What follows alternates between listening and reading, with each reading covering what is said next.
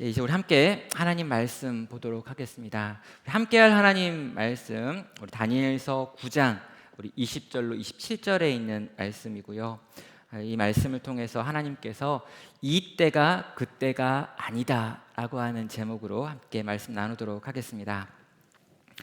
네, 우리 그 구약 최고의 기도가 뭐냐라고 할 때 우리 다니엘서 9장 앞부분에 나와 있는 기도가 구약에 나와 있는 최고의 기도입니다라고 제가 말씀을 드렸습니다. 역시 월터 브루그만이라고 하는 저자가 쓴 책에 보면 그가 많은 구약의 기도들을 정리하면서 이 많은 구약의 기도 중에 최고의 기도는 다니엘 9장에 나와 있는 바로 이 기도다라고 말하고 있죠. 그러면서 이 기도 안에 있는 우리가 기도할 수 있는 근거가 무엇인지, 기도의 본질이 무엇인지를 반드시 정리해야 한다라고 말하고 있습니다. 왜 그 기도가 최고의 기도가 되는가라고 하는 건요, 다니엘서 9장 18절과 19절에 나와 있는 내용 때문입니다. 18절은 말합니다. 나의 하나님이여 귀를 기울여 들으시며 눈을 떠서 우리의 황폐한 상황과 주의 이름으로 일컫는 성을 보옵소서. 우리가 주 앞에 간구하옵는 것은 우리의 공의를 의지하는 것이 아니요 주의 큰 긍휼을 의지하여 함이니이다 라고 말합니다. 내가 하나님께 간구하는 이유, 간구할 수 있는 근거는 우리의 공의, 우리의 정의로움을 의지하는 것이 아니고 주님의 큰 긍휼을 의지하여 기도하는 것입니다 라고 밝히는 이 부분이 가장 핵심적인 기도의 내용이라는 거죠. 우리가 무언가 잘났기 때문에, 우리에게 자격이 있기 때문에, 우리가 잘 참아왔고 견뎌왔기 때문에, 우리가 심지어 하나님의 율법을 다 지켜 행했기 때문에 내가 기도할 수 있는 것이 아니라, 내 공의가 아니라 하나님의 그 크신 긍휼 때문에 우리는 기도할 수 있는 것이고 이 기도의 응답을 구할 수 있는 것입니다 라고 지금 다니엘은 기도의 근거를 하나님의 그 크신 사랑 헤세드에 두고 있다는 것입니다. 그런 다음에 19절을 보면요, 주여 들으소서, 주여 용서하소서, 주여 귀를 기울이시고 행하소서, 지체하지 마옵소서라고 말합니다. 여기 보면 주여 삼창이라는 게 나오죠. 주여 들으소서, 용서하소서, 귀를 기울이소서라고 하는 말 앞에 다 주여 주여 주여를 반복하고 있습니다. 그럼 한국교회가 전 세계에 수출하고 있는 주여 삼창이라고 하는 게 여기 19절 앞부분에 나와 있는 내용입니다. 그런 다음에 다시 한번 이 기도를 할 수 있는 근거를 이렇게 표현합니다. 나의 하나님이여 주 자신을 위하여 하시옵소서. 이는 주의 성과 주의 백성이 주의 이름으로 일컫는 바 됨이니이다 라고 말하며, 하나님께서 우리의 기도를 들어주셔야 될 이유는 하나님 당신의 명예로운 이름 때문입니다 라고 밝히고 있는 것입니다. 우리의 공의로움, 인간의 의로움의 근거가 있는 것이 아니라 오직 하나님의 긍휼과 그 하나님의 이름의 명예 때문에 하나님은 우리의 기도를 들으셔서 우리를 구원하셔야 합니다 라고 하는 것이 바로 다니엘이 하고 있는 기도의 핵심이 되는 것입니다. 사랑하는 성도 여러분, 기도를 하나님이 들으십니다. 그런데 그 기도를 들으시는 이유는 우리가 깨끗하기 때문에, 우리가 뭔가 잘하고 있기 때문에, 우리가 뭔가 훌륭한 사람이기 때문이 아니라는 것이죠. 하나님의 크신 사랑 때문입니다. 하나님의 명예로운 이름 때문입니다. 그리고 그 사랑과 그 이름에 의지하여 나아가는 모든 기도를 우리 하나님은 지금도 들으신다는 것이죠. 성도 여러분, 이 기도의 핵심을 여러분이 지난주에 들으셨습니다. 그렇다면 여러분, 이 기도의 핵심을 가지고 이 기도의 중심을 붙들고 하나님께 얼마나 나아가셨나요? 한 주 동안 우리는 어떻게 기도했고 얼마나 기도하셨는지 묻고 싶은 것입니다. 성도 여러분, 기도에 대해서 잘 아는 것은 너무나 중요합니다. 그러나 기도에 대해서 잘 아는 것이 내가 기도하는 사람이냐라고 하는 것과는 다른 것이죠.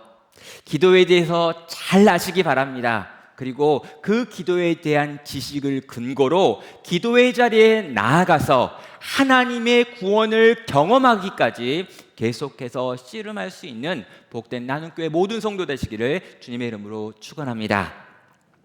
자, 이제 그 위대한 기도가 행하여졌습니다. 그러면 이제 하나님께서 이 기도에 반응을 하셔야겠죠. 그 반응의 내용이 20절부터 나오는 오늘 이 가브리엘을 통해서 보여주시는 환상의 해석입니다. 22절부터 23절까지의 내용을 보면은요, 곧 내가 기도할 때 이전 환상 중에 본 그 사람 가브리엘이 빨리 날아서 저녁 제사를 드릴 때쯤에 내게 이르더니 내게 가르치며 내게 말하여 이르되 다니엘아 내가 이제 내게 지혜와 총명을 주려고 왔느니라 하니라. 곧 내가 기도를 시작할 즈음에 명령이 내렸으므로 이제 내게 알리려 왔느니라. 너는 크게 은총을 입은 자라. 그런즉 너는 이 일을 생각하고 이 환상을 깨달을지니라 라고 말하고 있습니다. 그러면 천사 가브리엘이 나타난 것이죠. 언제 나타났습니까? 저녁 제사를 드릴 즈음에 나타났습니다. 그런데 이 천사가 도착해가지고 자기가 출발한 시간을 이야기하는데요, 다니엘이 기도를 시작했었을 바로 그때쯤에 천사가 출발했다라고 말하고 있습니다. 그리고 날아온 그 모습을 보니까 급하게 날아왔다라고 이야기를 하고요, 원어를 보면 굉장히 지쳐있는 모습이었다라고 하는 뜻입니다.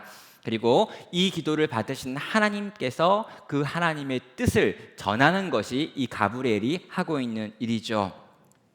우리는 이 본문을 통해서도 확인하게 되는데요, 몇 번이나 반복했지만 하나님께서 혼자서 일하시면 가장 잘하실 수 있는 분이시지만 하나님은 혼자 일하지 않는다는 것입니다. 하나님은 우리의 기도를 통해서 우리의 기도와 함께 일하시는 분이신 거죠. 하나님 분명 70년이 지나면 돌아오리라고 약속하셨습니다. 하나님은 언약의 하나님이시고 말씀하신 것을 지키시는 하나님이십니다. 그런데 그 하나님은 이 말씀하신 바를 지키기 위하여 사람의 기도라고 하는 걸 지금 쓰고 있고, 이 기도에 대한 반응으로 그 구원을 행하고 계시다라는 것이죠. 하나님은 특별히 자신의 자녀들을 통해서, 기도하는 성도들을 통해서 당신의 역사를 행하기를 기뻐하시는 분이다라고 하는 것을 다시 한번 떠올리셔야 되겠습니다. 오늘 이것이 우리에게 주는 위로가 무엇일까요? 우리가 기도한다면 하나님은 듣고 계신다라고 하는 것을 확신하라고 하는 것입니다. 성도 여러분, 우리가 기도할 때 기도가 어려운 가장 큰 이유는 이 기도를 하나님이 과연 들으실까라고 하는 의문 때문입니다. 내가 열심히 기도한다고 해서 과연 하나님은 들으실까? 과연 내가 기도한다고 해서 내 앞에 놓여있는 인생의 여러 가지 문제들 가운데 하나님의 구원의 사건이 일어날 수 있을까라고 하는 의심이 들 때 우리는 기도하지 못하게 되는 것이죠.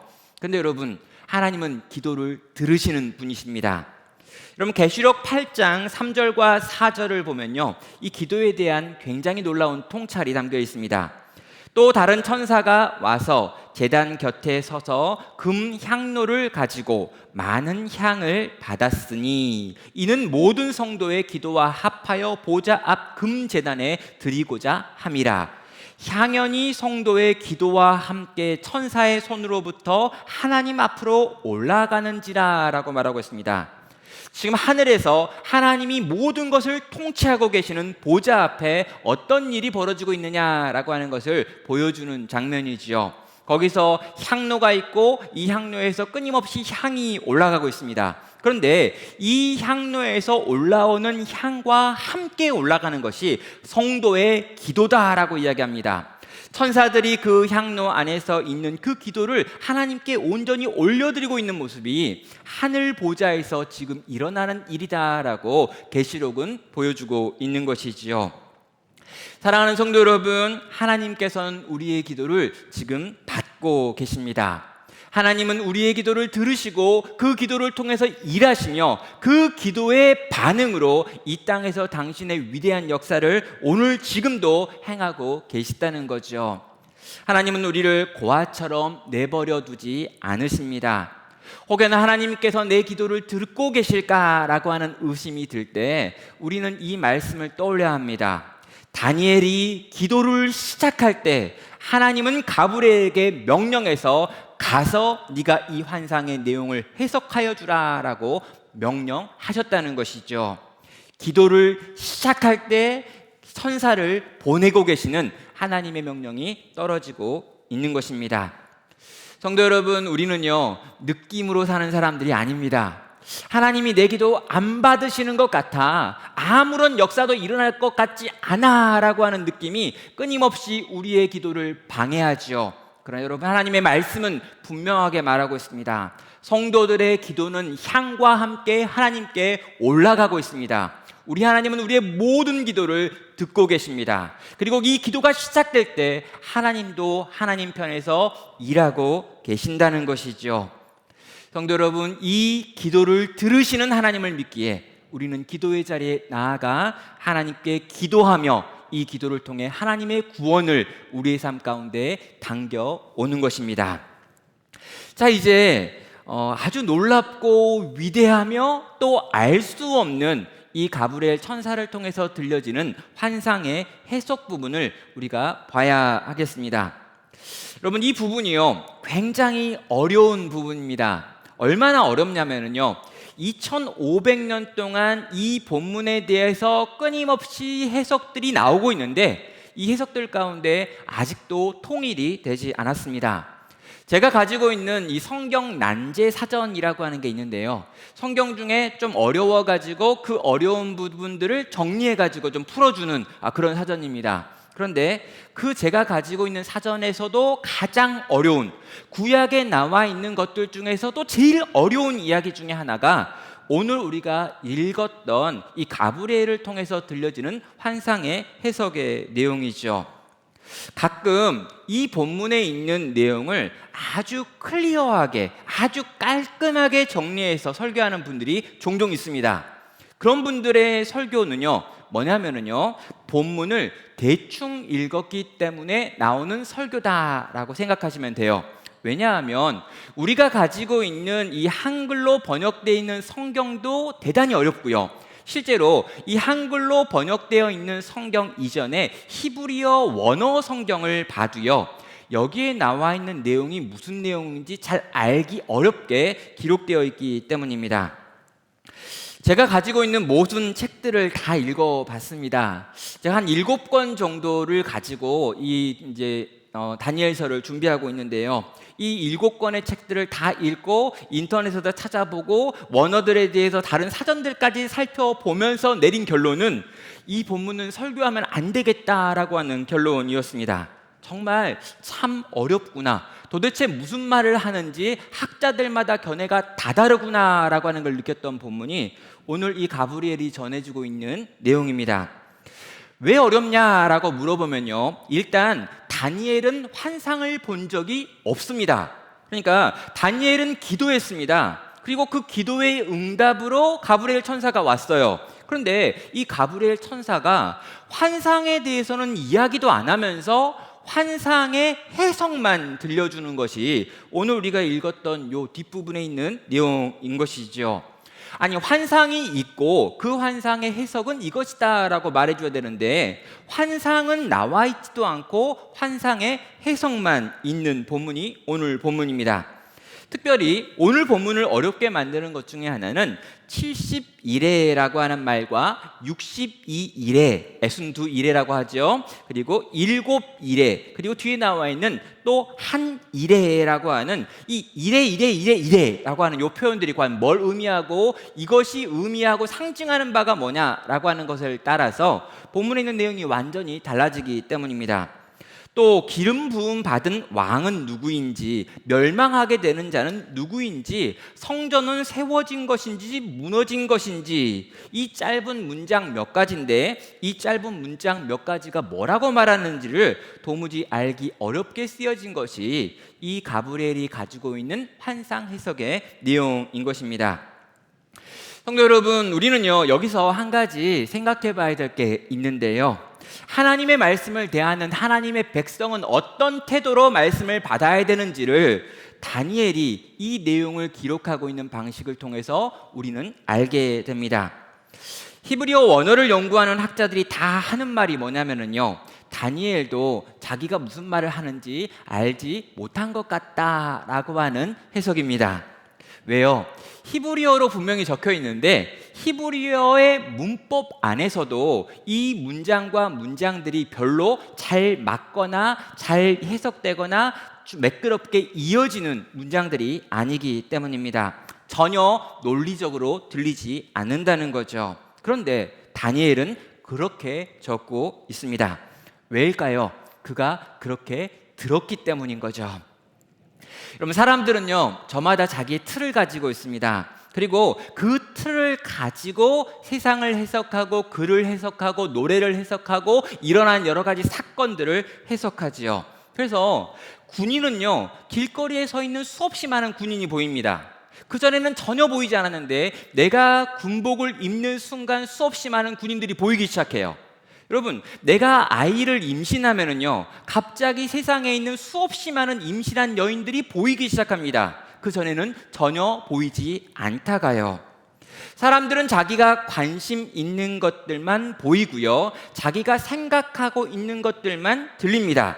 지금 다니엘은요, 온통 이스라엘의 구원에 사로잡혀 있지요. 지금 70년이 거의 다 되었고 예언의 때가 완성이 되었고 이제 하나님께서 우리를 구원하시는 일만 남아있고 이제 곧 예루살렘에 돌아가서 거기서 성전을 짓고 성벽을 쌓고 온전한 예배를 드리며 솔로몬과 다윗 시대를 다시금 회복하는 것, 이게 다니엘의 마음을 꽉 채우고 있는 간절한 기도의 내용이었습니다. 그리고 그 내용을 가지고 하나님께 나아가 기도했다는 거예요. 그러면 이렇게 기도하고 이렇게 하나님께 간절히 나아가고 우리가 이미 알고 있는 것처럼 하루에 3번 시간을 정하여 예루살렘 창문을 열어놓고 예루살렘을 향하여 끊임없이 기도했던 이 다니엘의 마음 가운데는 여러분, 이 이스라엘의 구원이라고 하는 것, 포로에서 돌아가는 것이라고 하는 것이 온 마음을 사로잡고 있는 마음의 중심이었다는 거죠. 그런데 천사가 들려주는 이야기는 그런 이야기가 아닙니다. 너무나도 이상한 이야기입니다. 그래서 천사가 들려주는 이 이야기를 듣고 다니엘은요, 이 천사의 이야기 속에서 내가 듣고 싶은 것만 듣고 내가 남기고 싶은 것만 남길 수도 있다라는 거죠. 왜요? 다니엘이 지금 마음 가운데 가득한 생각을 그렇게 정리할 수 있기 때문입니다. 그런데 다니엘은요, 이 천사가 하고 있는 말을 도무지 알아들을 수가 없었습니다. 거기다가 지금 자기가 생각하고 자기가 간절히 기도했던 그 내용과 너무나 먼 것 같은 이야기를 하고 있습니다. 심지어 이 천사의 이야기는 다니엘이 인정하기 싫어하는 이야기이기까지 했지요. 그런데 다니엘은 그대로 기록하고 있습니다. 왜냐하면 이것이 하나님께서 그에게 주신 계시였기 때문인 거죠. 성도 여러분, 설교자인 저에게 때로 유혹이 있습니다. 뭐냐면요, 우리 성도님들이 좋아하는 이야기만 하고 싶은 유혹입니다. 그리고요, 성경에는 그런 이야기도 꽤 많이 있죠. 정말 성도들이 위로를 받고 힘을 얻고 이런 모든 부정적인 상황 속에서 긍정적인 생각을 가지고 자칭 은혜를 받는 그런 종류의 메시지를 전하고 그런 종류의 본문을 택하고 그런 본문을 계속해서 나누고 싶은 마음이 저에게 있다는 것이죠. 그리고요, 또 이렇게 굳이 어려운 본문 말고 쉽고 편한 본문들만 모아가지고 전하면 저도 그렇게 준비를 안 해도 되고 우리 성도님들도 그 설교를 듣고 은혜를 받고 그러면 둘 다 참 좋은 일이다라고 하는 생각을 할 때가 있는 것입니다. 그래서요, 대부분의 교회들도 또 대부분의 목회자들도 대부분의 성도들도 아마 대부분 인생을 살면서 성경 66권 중에서 한 20권 정도의 이야기만 듣고 있지 않을까라는 생각을 하게 됩니다. 오랜 신앙생활을 했지만 다니엘서 9장을 들어본 적이 한 번도 없는 분들이 꽤 많을 거다라고 하는 생각을 할 수밖에 없는 이유인 것이지요. 교회 생활을 많이 해도 실제로 성경 절반 이상을 설교로 들어보지 못한 분이 대부분일 거다라는 생각을 저는 하고 있는 것입니다. 설교자 입장에서 구약에 나와 있는 많은 부분들은 실제 해석이 어렵습니다. 그리고 더 중요한 문제가 있는데요. 그 메시지가 오늘 내 성도들의 마음에 별로 좋아 보이지 않는다라고 하는 생각도 들기 때문인 거죠. 대표적인 게 오늘 다니엘서에 나와 있는 이 본문입니다. 바르게 해석하는 것이 어렵습니다. 정확하게 전달하는 건 더 어렵지요. 그러나 더 힘들고 더 어려운 건요, 이 본문이 우리에게 주는 교훈이 우리가 원하고 바라는 것이 아니기 때문입니다. 어찌 보면 그냥 넘어가는 것이 더 지혜로운 길일 수 있다는 것이죠. 그런데 여러분, 다니엘은요 그렇게 하지 않습니다. 자신도 잘 이해할 수 없는 말입니다. 그러나 그는 그가 들은 것을 들은 대로 기록하여 남기고 있죠. 하나도 바꾸지 않습니다. 내가 원하는 방식으로 고치지 않습니다. 하나님의 말씀은 하나님의 말씀이기에 말씀 그대로 들려줘야 한다라고 하는 것이 그가 가지고 있는 말씀을 전하는 자로서의 사명이고 또 그의 의무였기 때문입니다. 그럼 바벨론과 페르시아의 최고의 꿈 해석 전문가가 다니엘입니다. 다니엘이 천사를 만나고 천사에게 들었던 요 내용을 자기가 생각하고 자기가 원하는 대로 바꾸고 조금은 고쳐가지고 모든 사람이 은혜를 받을 수 있는 이야기로 바꾸는 것은 그의 능력으로는 충분히 가능하지요. 그러나 그럼에도 불구하고 그는 그렇게 하지 않습니다. 그리고 이렇게 이상한 문장을 남김으로 자기가 이것을 제대로 해석하지 못했고 알아듣지 못한 말이었다라고 하는 것을 밝히고 있죠. 왜 그런 걸까요? 하나님의 말씀의 순전함이 다니엘 자신의 평판보다 더 중요했기 때문입니다. 성도 여러분, 우리가 하나님의 말씀을 읽고 그 말씀을 깨달아 유익을 누리고 있다라고 생각을 합니다.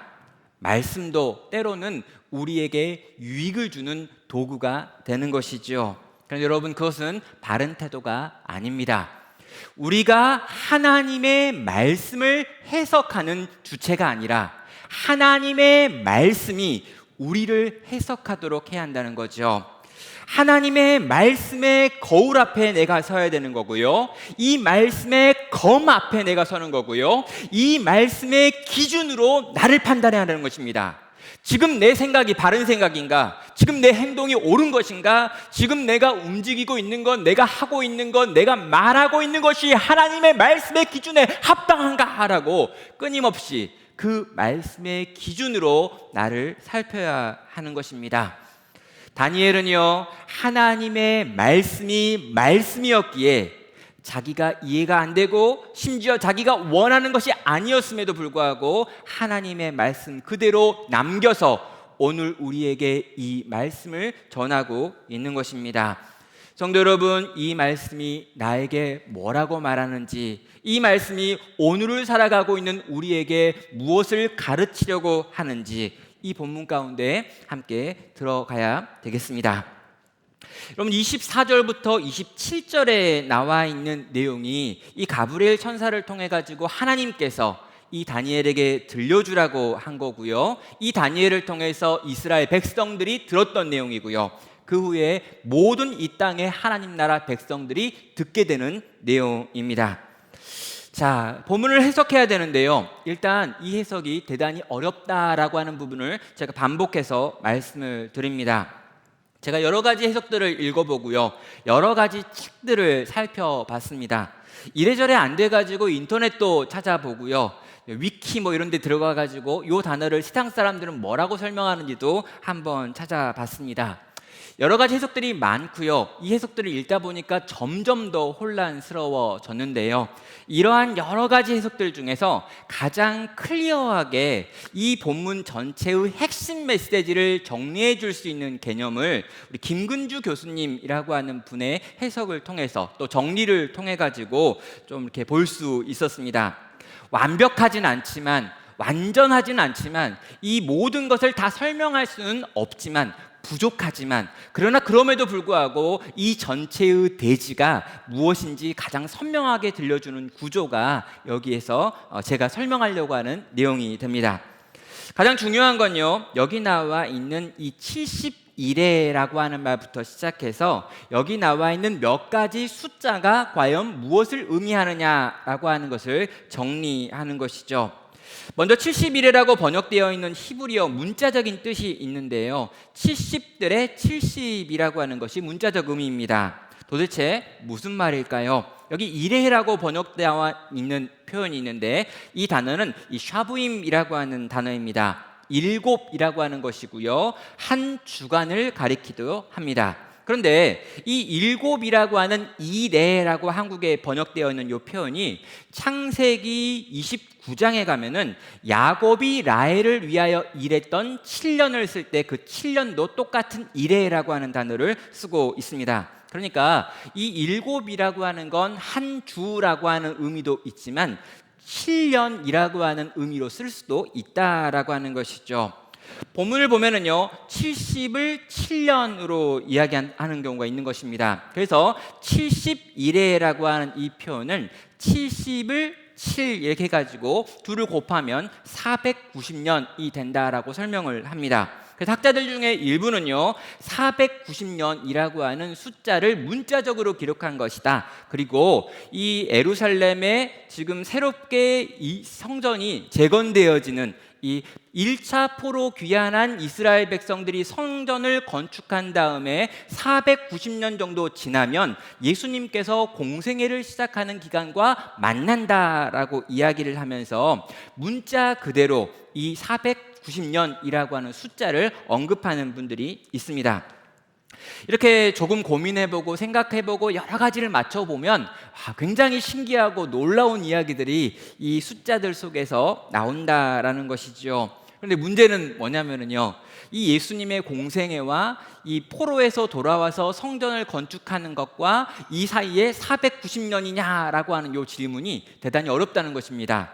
이게 언제 성전이 재건되어지는지, 그리고 예수님의 공생애를 언제 시작하는 것으로 할지에 따라서 막 50년 정도가 왔다 갔다 하고 있기 때문에 정확하게 문자적으로 490년이다 라고 하는 말이 맞기도 하지만 틀릴 수도 있는 것이고, 사람들의 방법에 따라서 언제를 시작을 하고 언제를 끝으로 하느냐에 따라서 이 내용이 계속 바뀌는 내용이 되기 때문입니다. 그래서요, 이 김문주 교수님은 이런 방식으로 문자적으로 해석하는 것이 아니라 히브리인들이 가지고 있는 그 숫자의 개념을 가지고 우리가 이 본문을 풀어야 한다라고 이야기를 합니다. 71회라고 하는 것, 이게 왜 71회냐라고 하는 표현을 썼겠느냐라고 하는 질문이죠. 자, 이게 왜 그런 거냐면요, 490년이면 그냥 490년이라고 하면 되지 왜 굳이 70이라고 하는 숫자와 7이라고 하는 숫자를 붙여가지고 70 곱하기 7이라고 하는 숫자를 만들어내느냐라고 질문을 하는 것입니다. 여러분, 여기 나와 있는 이 7이라고 하는 숫자가 중요하다는 것이죠.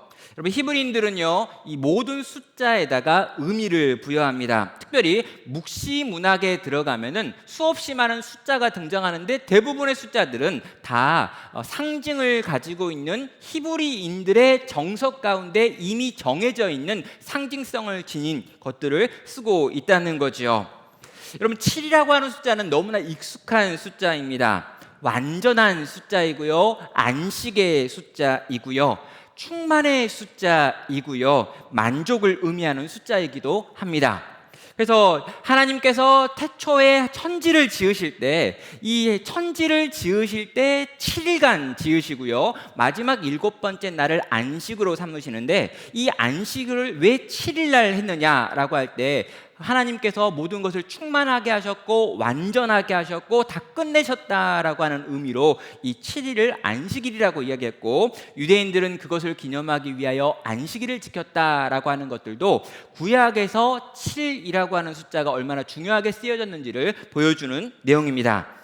여러분, 7이라고 하는 숫자에다가 10을 곱하는 것이 70입니다. 예, 7이 완전인데 10을 곱하면 완전하다는 거예요. 더 완전하다는 거죠. 더 충만하다는 거예요. 꽉 찼다는 것입니다. 거기다가 또 7을 곱했다는 것이죠. 그렇다면 뭘 의미합니까? 모든 것들의 완전, 충만, 끝. 이걸 의미하는 것이 이 71회가 가지고 있는 말이 되는 것입니다.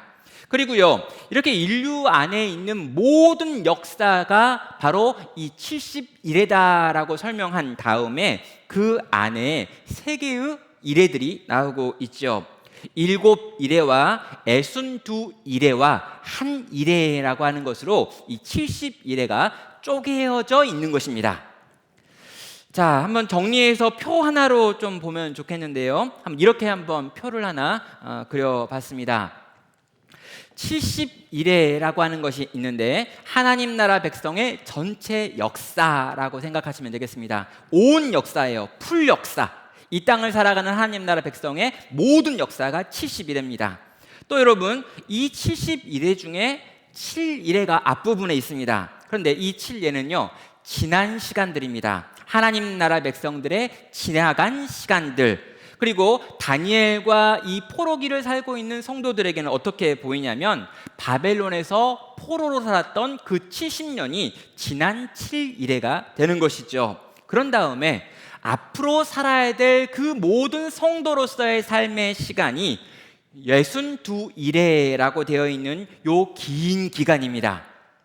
자, 이 기간에 대해서는 좀 더 설명을 해야 됩니다. 아무튼 7일회 동안 포로로 살았던 이스라엘 백성들이 이제 7일회가 끝났다라고 조화를 했는데 그 이후에 62일회 62일회가 남아있다라고 하는 것이 이 예언의 내용인 것이죠.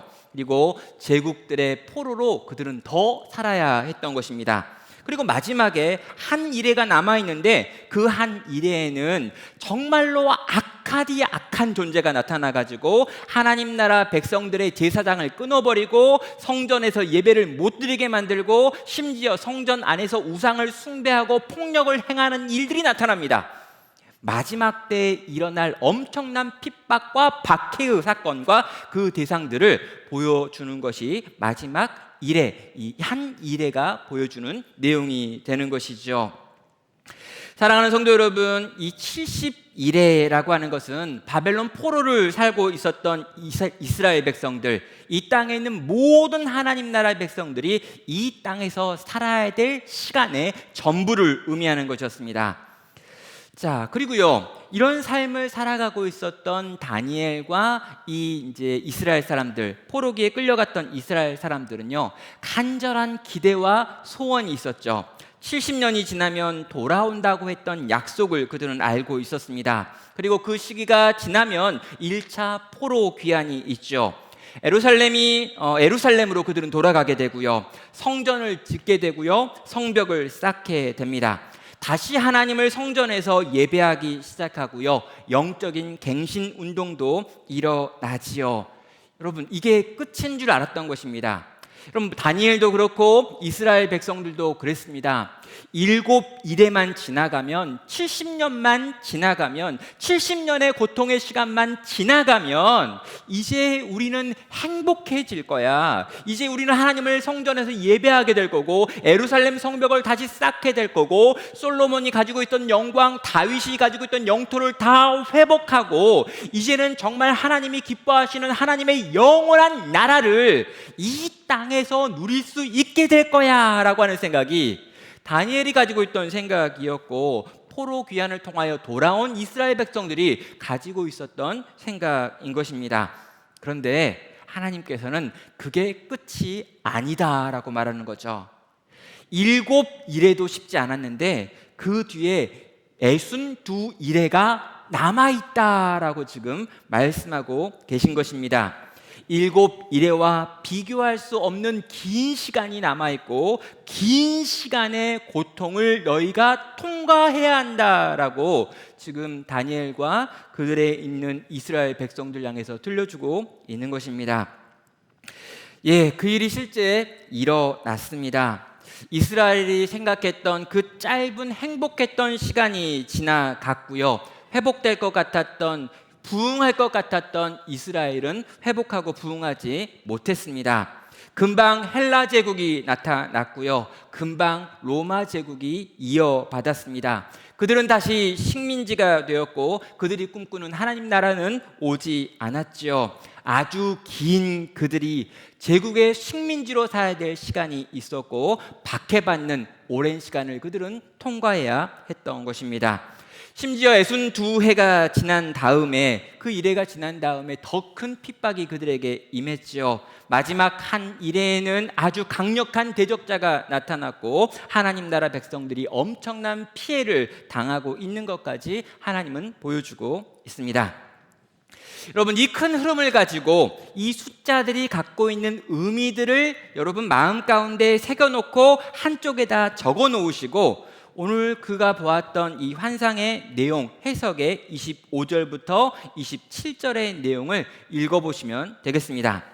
그러므로 너는 깨달아 알지니라. 예루살렘을 중건하라는 영이 날 때부터 기름 부음을 받은 자 곧 왕이 일어나기까지 7이레와 62이레가 지날 것이요 그 곤란한 동안에 성이 중건되어 광장과 거리가 세워질 것이며 62이레 후에 기름 부음 받은 자가 끊어져 없어질 것이며 장차 한 왕의 백성이 와서 그 성읍과 성소를 무너뜨리려니와 그의 마지막은 홍수에 휩쓸림 같을 것이며 또 끝까지 전쟁이 있으리니 황폐할 것이 작정되었느니라.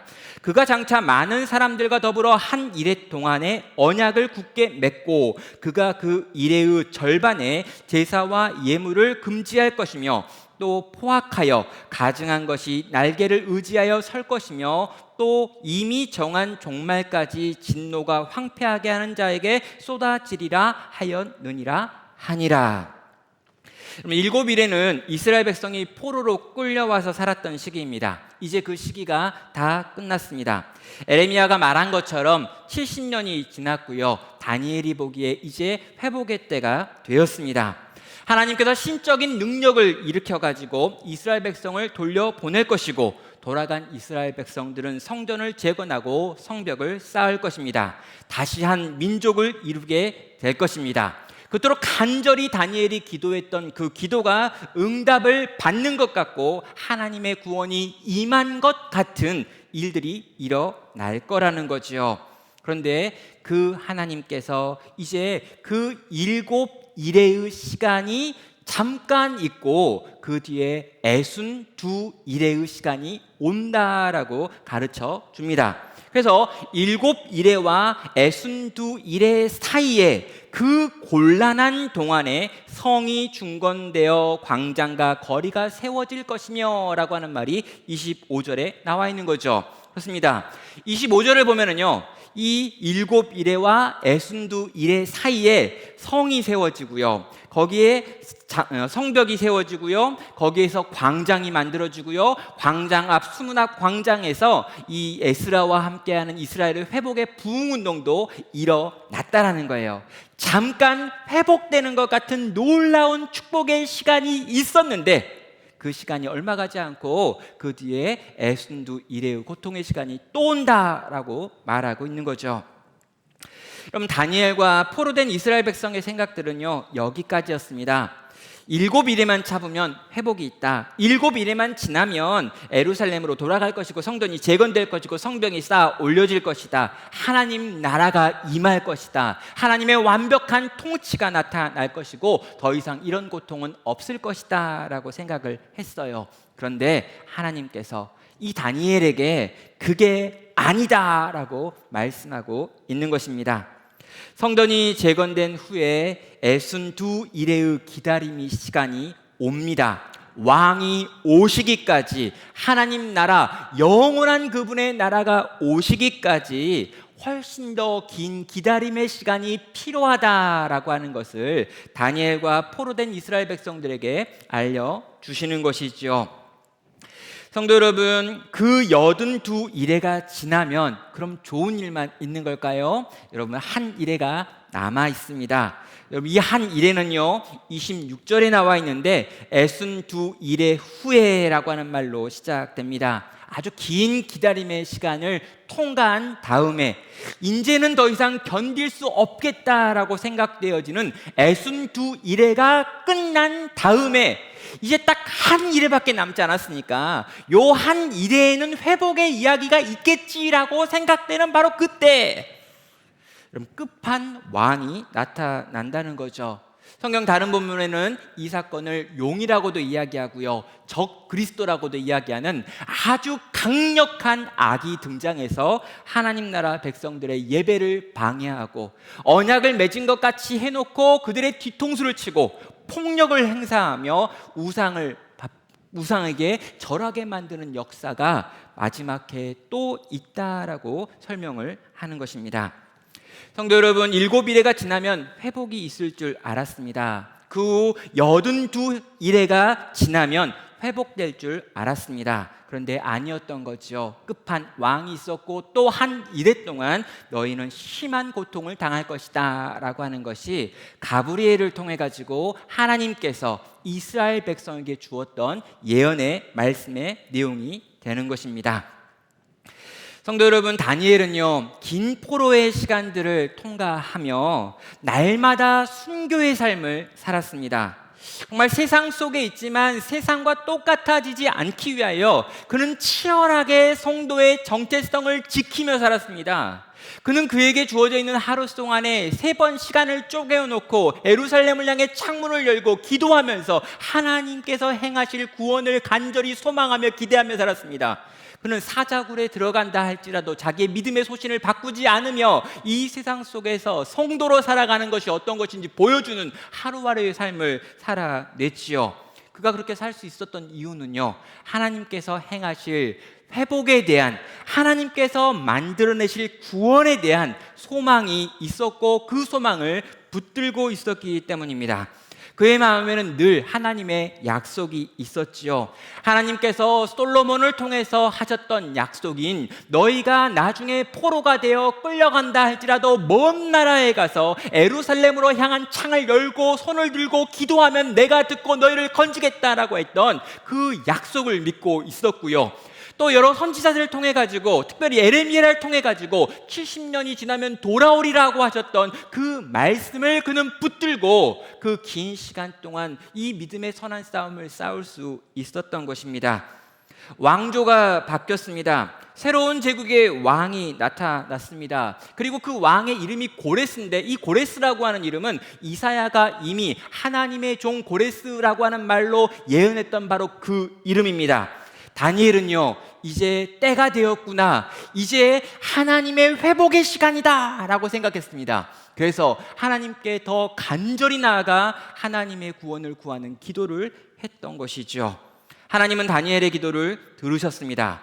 그리고 이 다니엘이 지금 기도를 하고 있는데 이 기도가 잘못된 진리, 잘못된 지식에 근거한 기도구나라고 하는 걸 아셨던 거죠.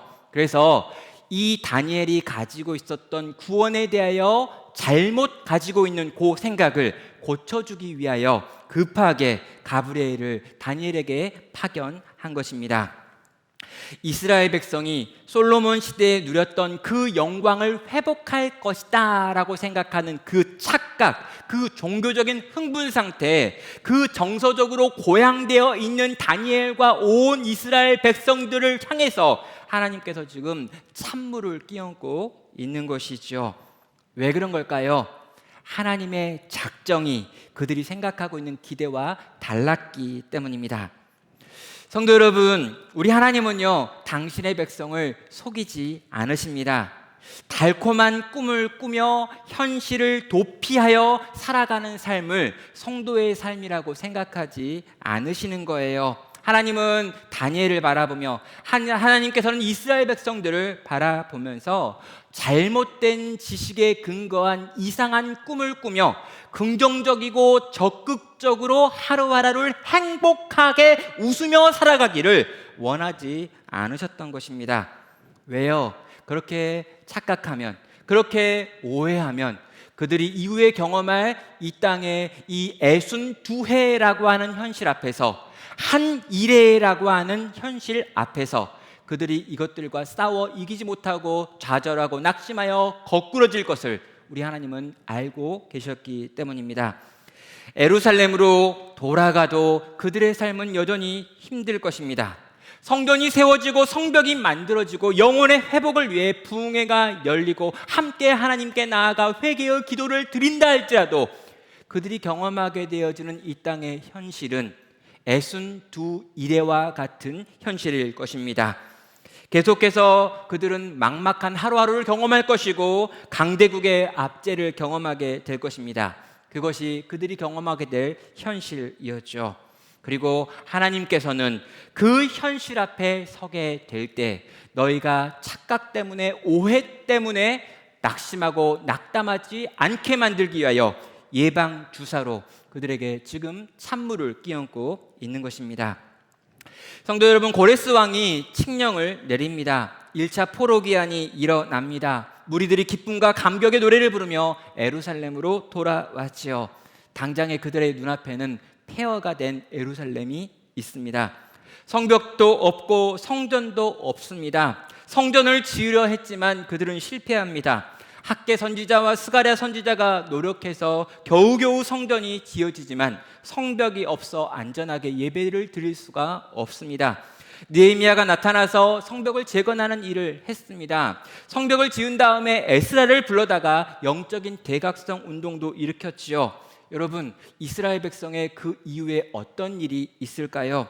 여러분, 그들이 그렇게 열심히 노력하여 성전도 짓고 성벽도 쌓고 부흥회도 열었음에도 불구하고 느헤미야의 마지막에 가면은요, 느헤미야가 모든 것이 다 원상태로 돌아가 버렸습니다 라고 하는 탄식으로 끝나고 있습니다. 여러분, 잠깐은요 놀라운 일이 일어난 것 같았습니다. 잠시 잠깐 동안은요 회복이 일어나는 것 같았어요. 잠시 잠깐 동안은요 정말 하나님께서 이 땅에 영원한 나라를 세우는 것 같다라고 하는 생각을 할 만큼 위대한 부흥이 일어나는 것처럼 보였습니다.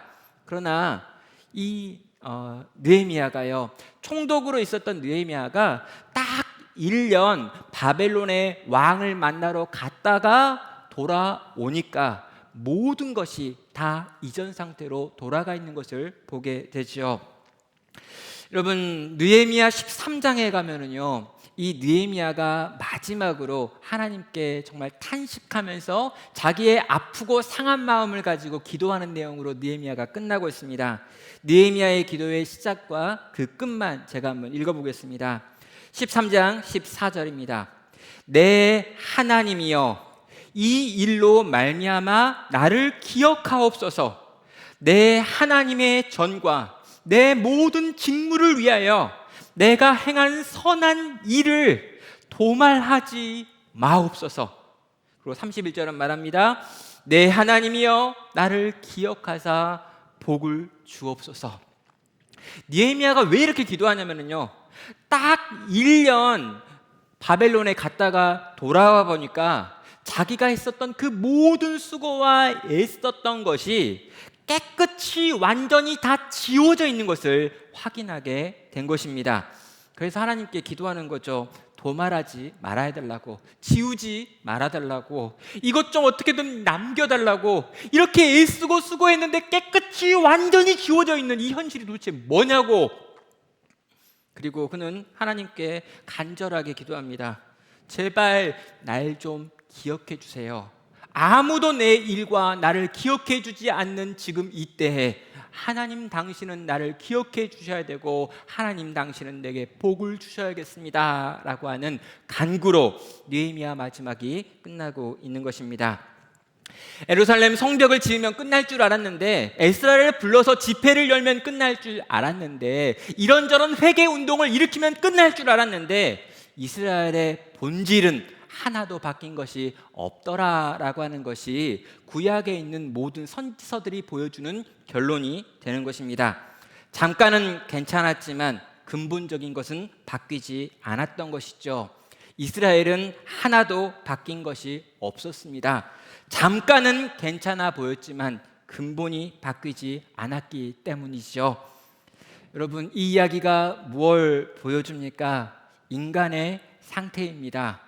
예루살렘 성전을 짓는다고 해서 해결되지 않습니다. 성벽을 쌓아 올리고 그 안에서 모임을 하고 집회를 만들고 열심히 기도하고 통곡을 했다고 해도 인간은 인간의 능력으로 도무지 자기를 바꿀 수 없습니다. 그 어떤 인간의 노력과 수고로도 인간은 바뀔 수 없는 존재라는 거죠. 왜요? 인간 안에 있는 죄가 바로 그렇기 때문입니다. 외부에서 오지 않으시면, 외부에서 하나님께서 복을 내려주지 않는다면, 외부에서 우리에게 찾아오시는 누군가가 이 일에 대하여 대신 해결해 주지 않는다면 그 어떤 인간도 이 모든 상황으로부터 해결되고 나라고 회복될 수 없다라고 하는 것이 구약이 보여주고 있는 내용이고, 이 7 이레와 62 이레와 한 이레가 우리에게 보여주는 결론이 되는 것입니다. 성도 여러분, 다니엘과 이스라엘은 지금 모든 것이 회복되는 것이 아니다라고 하는 것을 알아야 했습니다. 진짜 구원이 더 긴 기다림을 통과하면서 그들에게 찾아올 것을 기다릴 수 있어야 했습니다. 그들은 마음의 준비를 해야 했습니다. 일어나게 될 예상하지 못한 그 일들을 감당하기 위하여 지금 하나님께서 주신 이 예언의 말씀을 마음에 담고 준비해야 했던 거죠. 70일에라고 하는 이 긴 일에, 정말 긴 일에 우리 인생 전체를 가지고 싸워야 될 이 싸움을 준비해야 되는 것, 그것이 하나님께서 이 가브리엘을 통해서 이스라엘 백성과 다니엘에게 이 환상의 내용을 설명해 주시는 이유가 되는 것입니다. 사랑하는 성도 여러분, 동일하게 우리도 우리 앞에 놓여 있는 현실을 봐야 합니다. 막연하게 곧 다 끝날 거야, 다 잘 될 거야 라고 하시면 안 됩니다. 그럼 대한민국 남자들은 다 한 번쯤 했던 말 중에 이런 말이 있을 겁니다. 어렸을 때 부모님이 또 다른 친지들이 너 이제 곧 군대 갈 때 되겠다라고 이야기를 하면 이 남자들 대부분이 했던 말이 뭐냐면 그때쯤 되면은 통일되지 않을까요? 이런 이야기 했습니다. 그럼 저도요, 누가 저거 나중에 군대 가야 된다라고 이야기할 때 통일될 거라고 이야기했어요. 근데 여러분, 요즘은 제 아들을 보면서, 이 중딩 아들을 보면서도 너도 나중에 군대 가야겠다라는 생각이 드는데, 여러분 그때 이 아들도 혹시 통일되지 않을까요? 라고 이야기할 것 같은 생각이 듭니다. 여러분, 모든 문제가 있는데 이 문제에 직면하기 싫기 때문에, 부딪히기 싫기 때문에, 인정하기 싫기 때문에 우리는 거짓말을 만들어내는 경우들이 있죠. 우리는 지금 코로나 시기를 보내고 있습니다. 곧 끝날 거야 라고 생각하면 안 될 것 같습니다. 의외로 이 시기가 길어지고 있고 또 길어질 것 같습니다. 그래서 우리는요, 준비해야 합니다. 여러분, 우리가 어떻게 준비해야 합니까? 곧 끝날 거야 라고 생각하면요, 지금을 쉬는 시간이라고 생각하면 됩니다. 여러분, 곧 끝날 거야, 곧 해결될 거야 라고 생각하면 지금은 좀 쉬어야지, 내가 열심히 살아왔으니까 지금은 좀 쉬는 건 괜찮아 라고 생각할 수 있어요. 여러분, 이게 길어질 거야 라고 생각하면요, 이게 본질이 되는 것입니다. 여러분, 이게 길어질 거야, 이 힘든 시간이 꽤 오래 계속될 거야 라고 생각하면 여러분, 우리는요, 이 힘든 시간, 이 길어질 시간을 위하여 준비한다는 것입니다.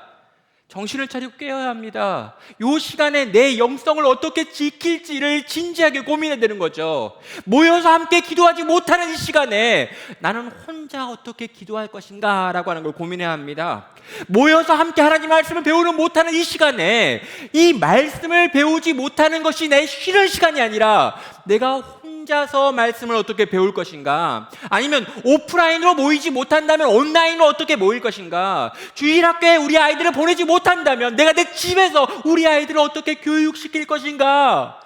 믿음의 대가 끊어지면 안 되는데 이제까지는 내가 다른 사람, 이런 사람, 저런 사람 내가 맡겼던 그 모든 것들이 지금 오늘 우리에게 주어지는 과제가 된다는 것이죠. 사랑하는 성도 여러분, 이 일이 길어질 거야. 어쩌면 이 일이 정말 7 일의 일이 아니라 62 일의 일이며 끝에 가면 더 힘든 일도 일어날 수 있을 거야 라고 생각한다면 사랑하는 성도 여러분, 지금 우리는요, 진지하게 내가 해야 될 준비가 무엇인지, 내가 지금 애써야 될 것이 무엇인지, 내가 이렇게 지금 풀어져 있어도 되는 건지, 내가 이렇게 마냥 행복해 하면서 백신이 나온다니까 그때까지만 놀자, 참 좋은 시간이다 라고 생각하며 있어도 괜찮은 것인지, 진지하게 자기를 돌아볼 수 있다는 것입니다. 사랑하는 성도 여러분, 상황이 쉽게 끝나지 않을 것이다 라고 하는 생각을 가진 자만이 이 어려운 상황을 하나님이 기뻐하시는 하나님의 백성으로 살아갈 준비를 하고 실제로 그렇게 살 수 있다는 것이지요. 성도 여러분, 이제 말씀을 마무리해야 되는데요, 성도로 세상 속을 살아야 되는 우리들, 이 세상 속을 성도로 살아내야 될 우리들에 대해서 지금 계속해서 다니엘을 통해서 살펴보고 있습니다. 7 이래를 사는 것도 쉽지 않았는데요, 여러분 62 이래를 살아내야 합니다. 거기다 끝에 가면 이 한 이래는 도무지 감당할 수 어려운 시간일 수도 있는 거죠. 그래서 여러분, 이 다니엘서 9장 뒤에 나와 있는 환상을 사람들이 설교하지 않았던 이유가 바로 이것인 것 같습니다. 1차적으로 이해하기도 쉽지 않고 전하기도 쉽지 않지만 이 이야기는 우리가 좋아하는 이야기도 아니기 때문인 거죠. 고통이 끝날 거고 이제 금방 하나님이 너를 구원하실 거야 라고 하는 이야기가 우리가 듣고 싶은 이야기입니다. 이제까지 애쓰고 수고했어, 이제 끝났어 라고 하는 말을 우리는 듣고 싶지요. 그런데 이제까지 온 이것이 전체로 생각하면 10분의 1밖에 안 돼 라고 하는 이 말을 듣는 것은 우리에게 고통인 것입니다. 다니엘도요, 이 이야기를 듣고 이 환상과 해석 때문에 번민하고 아프고 식음을 전폐하고 알아 눕고 있습니다. 다니엘도 이 하나님의 계시 앞에서 고통에 짓눌리고 있는 것이지요. 그러나 여러분, 성도 여러분, 우리는요 다니엘도 아니고 포로기를 살아가고 있는 이스라엘 백성도 아닙니다. 왜일까요? 여러분, 다니엘은 7 이래를 살았지만 여러분, 우리는요 이 뒤에 있는 긴 시간을 통과하며 심지어 마지막에 있는 한 이래까지를 지나가며 여러분, 이 70이래의 끝에 임하신 우리 주 예수 그리스도라고 하는 장차 오시는 이가 우리가 이미 알고 있는 그 예수 그리스도이기 때문입니다. 여러분, 27절은 이렇게 말하는데요, 또 이미 정한 종말까지 진노가 황폐하는 자에게 쏟아지리라 하였느니라 라고 말합니다. 여러분, 이미 정한 종말이라는 것이 있었습니다. 이때가 언제입니까? 예수 그리스도께서 하나님의 아들이 실제로 우리의 중심에 있는 이 죄의 문제와 우리의 영원한 고민인 사망의 문제를 해결하기 위하여 이 땅 가운데 오셔서 십자가에 달려 죽으시는 사건입니다. 그리고 그분이 사망을 이기시고 부활하셨지요. 여러분, 뱀의 머리가 깨졌고 전쟁이 승리했습니다. 우리 주 하나님께서 이 승리를 베푸시고 선언하셨다는 것이죠. 사랑하는 성도 여러분, 이 71회의 마지막에 일어날 그 승리가 이미 우리가 경험한 승리라고 하는 것입니다. 이미 우리 주님이 이 땅 가운데 오셨습니다. 그리고 이미 우리 주님이 이 땅에 있는 그 가장 잔인한 이 뱀의 머리를 깨부시셨습니다. 전쟁에 승리했습니다. 그리고 우리는 그 승리한 70일의 이후를 살고 있죠. 여러분, 이 70일의 이유가 끝난 줄 알았고 한 번에 끝나는 이야기인 줄 알았습니다. 구약을 살고 있는 모든 선지자들은 이날이 심판과 구원의 날이다 라고 말하며 여호와의 날을 이야기했죠. 그러나 신약을 살고 있는 우리는 구약에 있는 성도들과 다르게 이 날을 바라봅니다. 이 여호와의 날, 여호와의 심판과 구원이 임하는 날은 두 개로 나눠져 있죠. 무엇? 예수 그리스도의 초림과 예수 그리스도의 재림입니다. 이미와 아직이라고 하는 그림 가운데 이 종말이 있다는 거예요. 그럼 이 종말에 어떤 일이 벌어집니까? 예수 그리스도께서 우리를 구원하시는 역사가 일어났습니다. 우리는 구원받은 하나님의 백성들입니다. 영원한 생명을 우리는 소유했습니다. 그런데 그 소유한 생명을 가지고 아직 살아야 될 삶이 놓여 있지요. 언제까지? 예수 그리스도께서 온 땅을 심판하기 위하여 다시 이 땅에 임하시는 그 날까지입니다. 사랑하는 성도 여러분, 주의 다시 오심을 기다리며 이미 오신 주님께서 우리 가운데 주신 생명과 그 성령의 능력으로 오늘 우리는 살아간다는 거예요. 여러분, 우리는요 다니엘보다 훨씬 더 나은 인생들입니다. 구약의 모든 백성들보다 훨씬 더 나은 인생들이 우리들입니다. 왜요? 우리는 이미 이기신 예수 그리스도를 알고 있고 그분이 우리 가운데 주신 성령님을 품고 있고 그 성령의 능력으로 다시 오실 주님을 소망하며 오늘이라고 하는 이 땅에서의 싸움을 싸우고 있기 때문입니다. 성도 여러분, 매주 반복하고 있는 이야기고 매번 반복하고 있는 설교입니다. 성도 여러분, 우리는요 이 예수님을 바라봐야 합니다. 이 예수님을 깊이 생각해야 합니다. 그 어떤 일을 예수님이 행하셨는지 살펴야 합니다. 그리고 어떠한 일을 행하실지 기대해야 합니다. 그분이 이루셨던 구원을 봐야 합니다. 그분이 이루실 구원을 생각해야 하지요.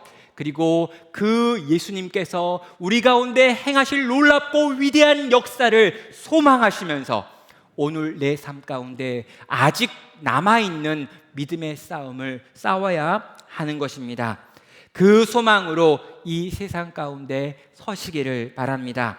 아프고 시린 세상입니다. 힘들고 어려운 시간들입니다. 7 이래를 견뎠는데 62 이래가 남았다고 말하는 것 같은 시간입니다. 그리고 마지막에 남겨져 있는 한 이래는 너무나 강력하다라는 이야기를 들은 것 같습니다. 그러나 여러분, 우리에게는 이미 승리하신 그리스도가 있습니다. 이 승리하신 그리스도를 붙들고 그 그리스도를 쫓아 오늘 우리에게 주어져 있는 믿음의 선한 싸움을 또 싸워내시기를 이 시간 주님의 이름으로 축원합니다.